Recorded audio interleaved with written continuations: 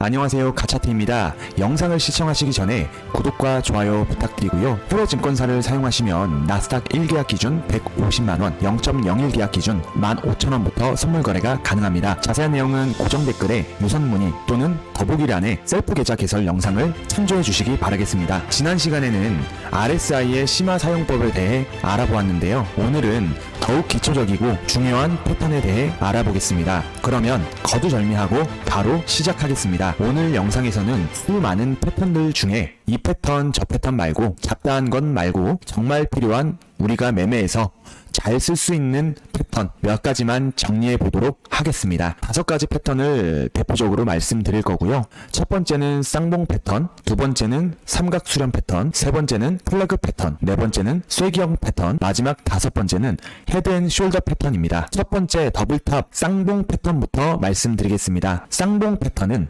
눈에 띄는 고점이 2번 나오게 돼서 발견하기도 쉽고 포지션을 잡는 것도 굉장히 쉬운 게 특징이지만 대신에 너무 쉽게 볼 수 있기 때문에 많은 분들이 잘못 매매하게 되는 패턴입니다. 차트를 보시면 쌍봉 패턴이 나온 상황이고요. 당연히 여기서 포지션은 넥라인이 깨지게 되면 이후에 추격 매도를 하는 게 맞지만 하지만 이 차트라는 게 사람 마음처럼 쉽게 흘러가지가 않습니다. 보통 어디서 포지션을 많이 잡냐면 쌍봉의 넥라인이 뚫릴 거라고 미리 예상을 하고 이 정도 지점에서 먼저 매도 숏 포지션을 잡는단 말이죠. 근데 이게 정말 위험한 겁니다. 물론 해당 차트에서 하락 추세가 좀 더 이어졌지만 이건 너무 결과론적인 얘기죠. 왜냐하면 이런 식으로 차트가 지속적으로 상승을 해줬으면 아무것도 못 해보고 바로 손절하거나 청산이 나는 상황이 나오죠. 따라서 쌍봉 패턴은 넥라인을 돌파한 이후에 빠른 추격 매수로 따라 붙는 게 원칙이고요. 넥라인을 돌파했더라도 이렇게 리테스트를 해주기 때문에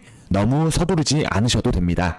넥라인보다 살짝 위쪽으로 손절 라인을 걸어두고 리테스트 기간에 최대한 좋은 포지션에서 손절 라인 짧게 걸고 숏 포지션을 잡으시면 됩니다. 두 번째로 삼각 수렴 패턴이죠. 먼저 거래량이 터진 후에 변동성이 줄어들고 가격이 삼각형 안으로 수렴하게 되는 패턴입니다. 이러한 대칭 삼각 수렴이 나오는 경우에는 상승이나 하방 중에 추세가 어디로 이어질지 모르기 때문에 흐름이 깨지면서 거래량이 터질 때 빠르게 추격 매수를 해야 합니다. 이런 이유 때문에 다음과 같은 삼각 수렴이 나올 때 진입하는 것이 더 좋은 방법인데요. 바로 삼각 수렴의 연장선인 어센딩 트라이앵글과 디센딩 트라이앵글입니다.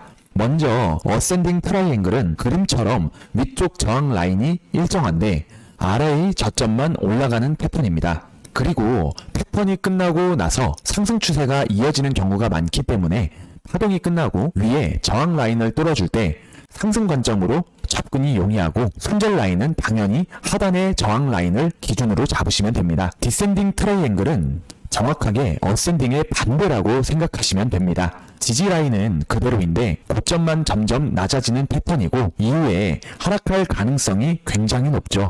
포지션을 잡는 구간이나 손절 라인을 어센딩의 반대로 잡으시면 됩니다. 그리고 다음 세 번째 패턴은 깃발 패턴이라고도 불리는 플래그 패턴인데요. 플래그 패턴은 불 플래그와 베어 플래그로 나뉘는데 상승 추세에서는 불 플래그 패턴이, 하락 추세에서는 베어 플래그 패턴이 자주 등장합니다. 플래그 패턴은 5분에서 1시간 봉 정도의 짧은 봉에서 쉽게 볼 수 있는 것이 특징이고 여기서 플래그 패턴의 신뢰도를 높이기 위해서는 몇 가지 특정 조건이 필요한데요. 예를 들어 베어 플래그 패턴을 보겠습니다. 보통 대부분 긴 하락 이후에 상승으로 추세 전환이 발생하면 드디어 반등이 왔구나 이렇게 생각을 해볼 수도 있는데요. 하지만 거래량은 점점 줄어드는데 힘없이 그냥 올라가고만 있다면 조만간 베어 플래그가 완성되면서 추가 하락이 발생할 수 있다는 점을 염두에 두셔야 합니다. 여기서 추가로 RSI 지표도 보면 매수세가 그동안의 매도세에 비해 약하다는 것도 체크를 해보면 더 확실해지죠. 이렇게 차트가 천천히 베어 플래그를 만들다가 어느 순간 추세선을 이탈하면서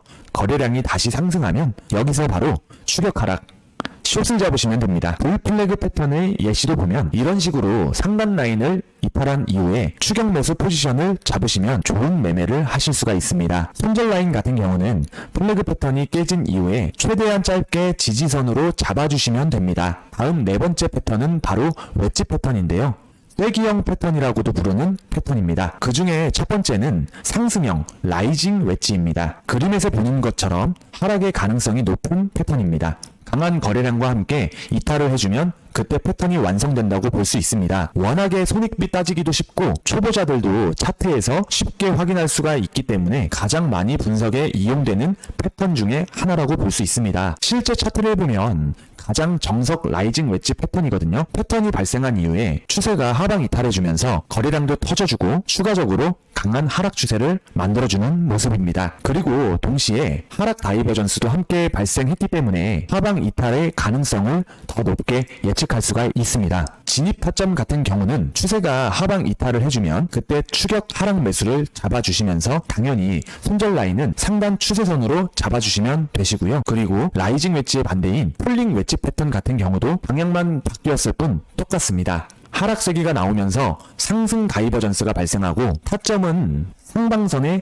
상향 이탈을 해주는 이 자리에서 잡고 손절 라인은 하락 추세선으로 잡으시면 됩니다. 그리고 마지막 다섯 번째 헤드앤숄더 패턴을 보도록 하겠습니다. 헤드앤숄더 패턴은 상승 추세 절정에서 형성되면서 3개의 연속적인 고점을 갖습니다. 좌측 어깨 부분은 강한 상승 추세 이후에 처음으로 나타나기 때문에 거래량이 가장 많고 이후에 거래량이 점점 빠지다가 넥라인을 돌파하면서 하락 추세를 만들어내는 특징이 있습니다. 실제 매매에서는 이렇게 기울어진 패턴을 자주 볼 수가 있는데요. 우상향 형태라고 보시면 되고 몇 가지 추가로 봐야 하는 부분이 있습니다. 차트는 지금 우상향하고 있는 전형적인 헤드앤숄더 패턴의 모습이에요. 여기서 봐야 될 건 거래량과 하락 다이버전스의 유무입니다. 먼저 좌측 어깨에서부터 하락 다이버전스가 발생해 줘야 돼요. 또한 거래량 좌측 어깨가 상대적으로 많으면서 머리 부분은 거래량이 좀 적어야 합니다. 포지션은